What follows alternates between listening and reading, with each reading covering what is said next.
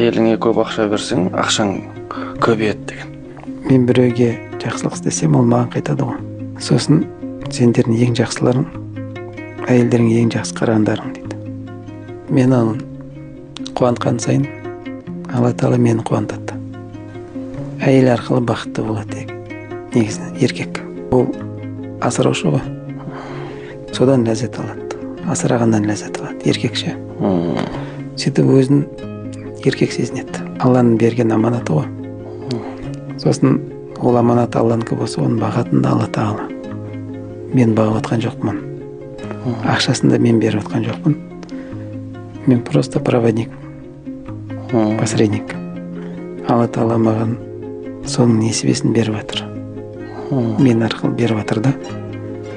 Мен оны қысатын болсам, кран жабатын болсам, менде кран жабылады.